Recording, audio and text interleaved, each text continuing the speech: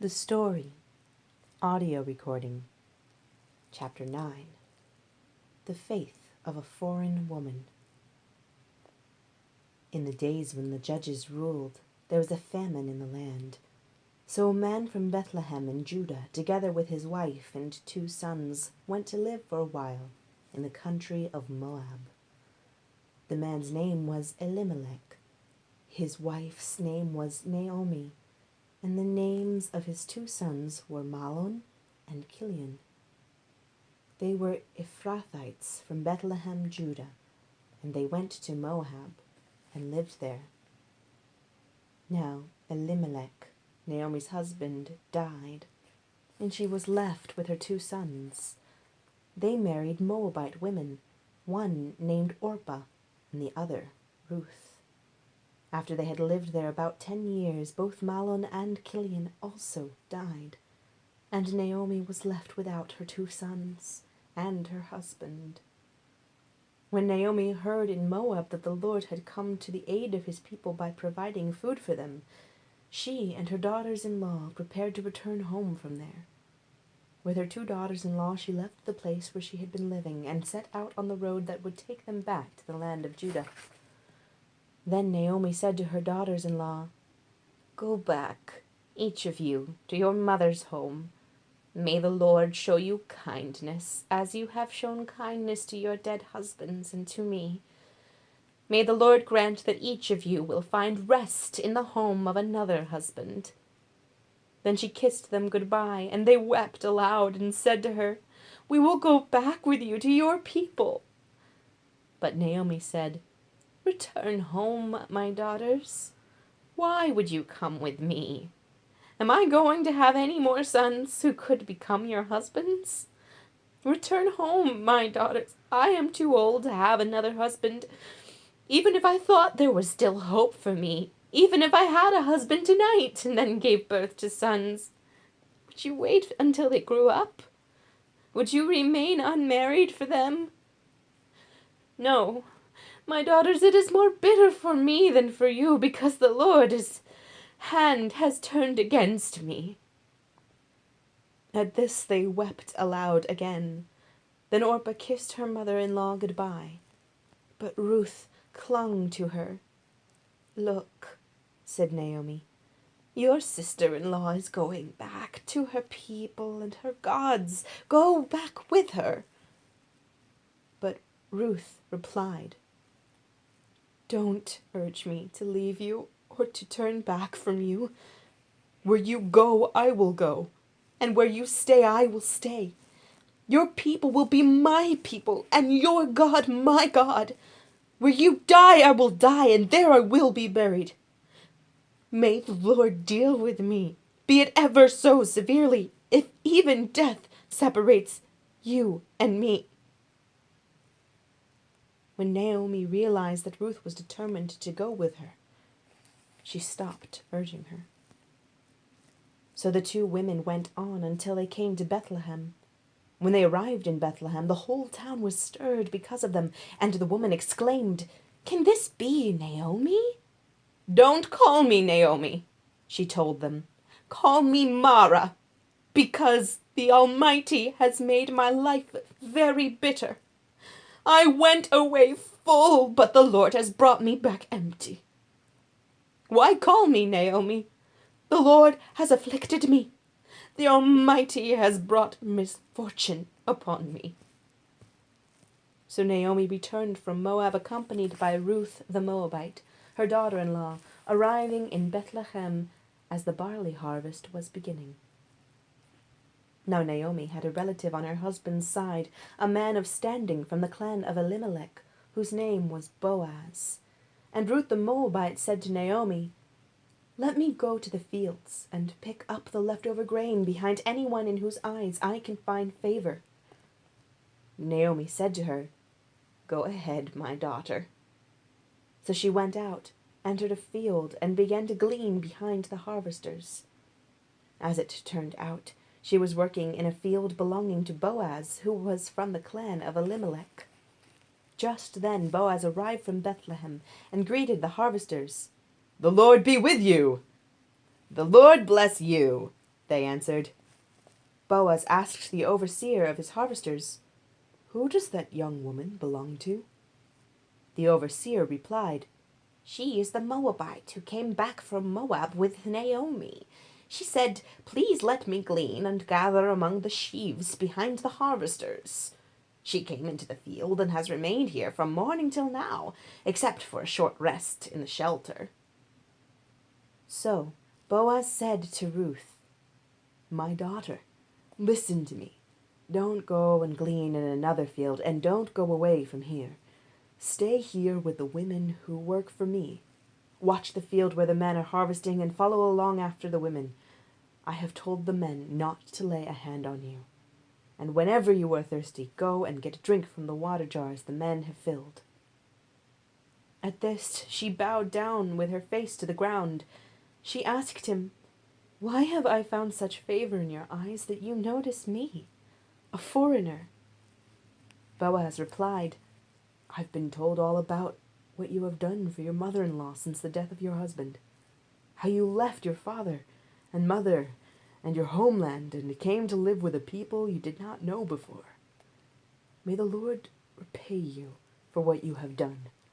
May you be richly rewarded by the Lord, the God of Israel, under whose wings you have come to take refuge." "May I continue to find favor in your eyes, my lord," she said. "You have put me at ease by speaking kindly to your servant, though I do not have the standing of one of your servants." At mealtime, Boaz said to her, "Come over here. Have some bread and dip it in the wine vinegar." When she sat down with the harvesters, he offered her some roasted grain.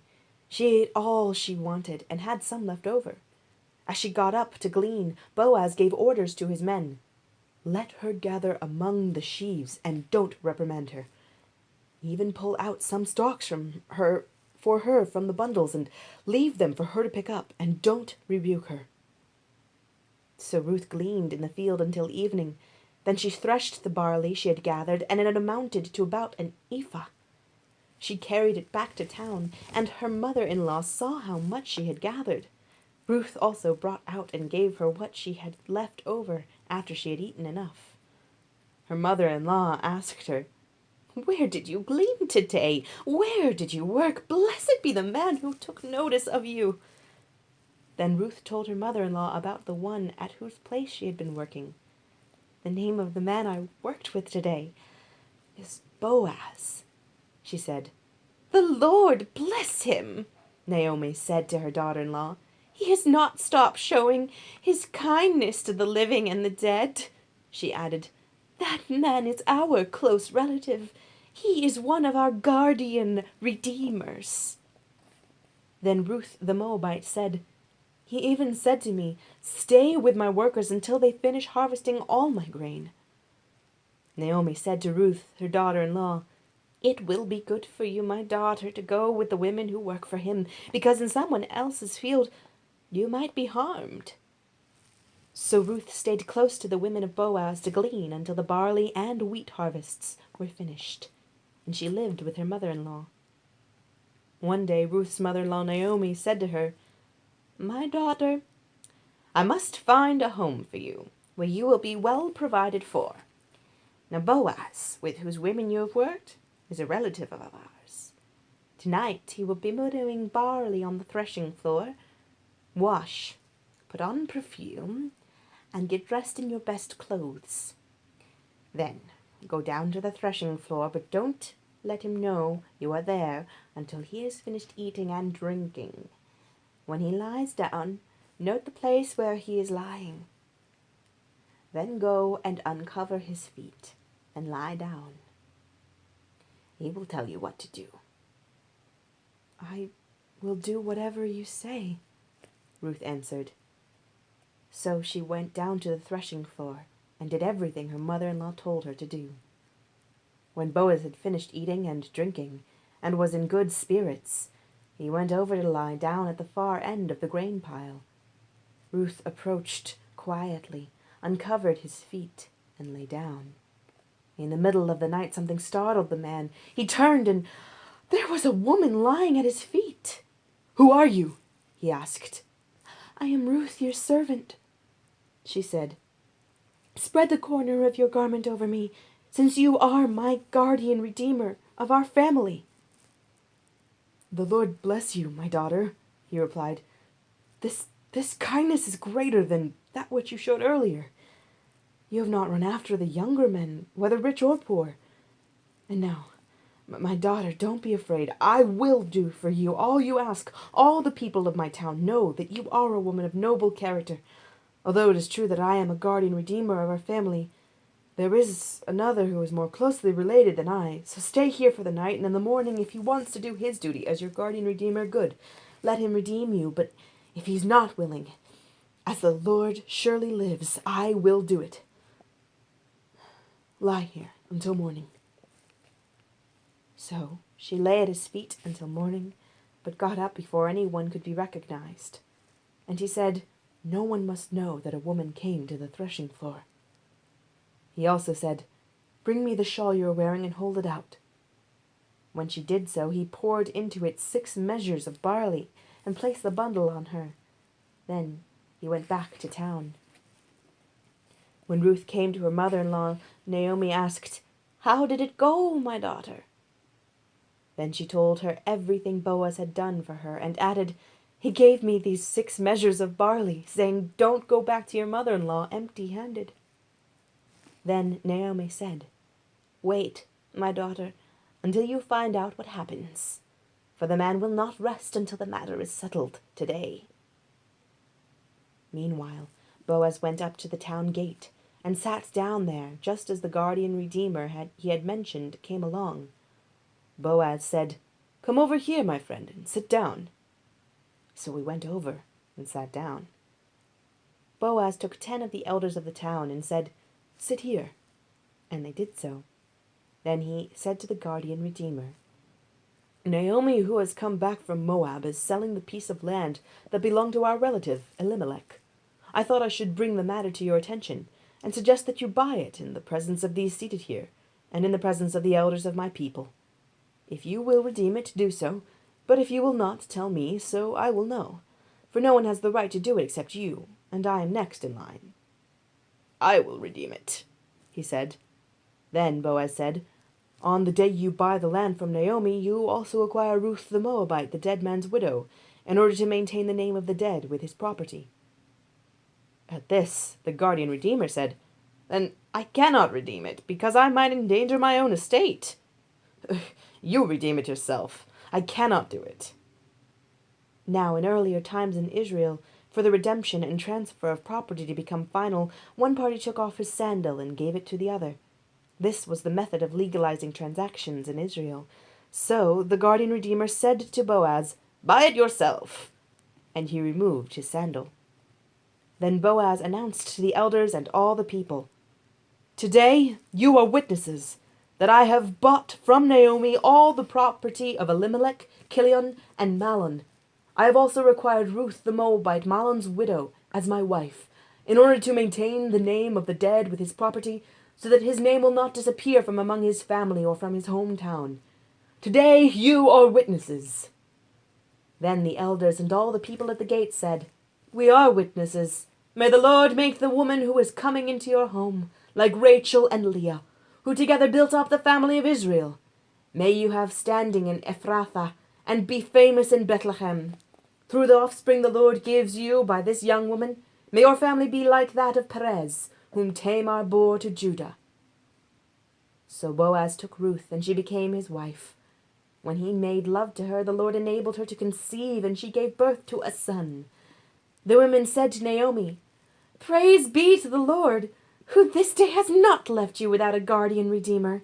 May he become famous throughout Israel. He will renew your life and sustain you in your old age.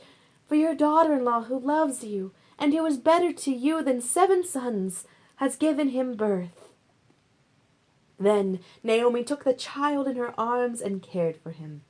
The women living there said, "Naomi has a son."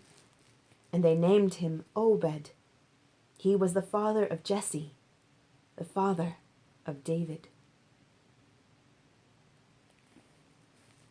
Within Ruth's story, we catch a glimpse of an amazing tale yet to come, the life of her great-grandson David, the renowned shepherd king. But much will take place before David's golden reign.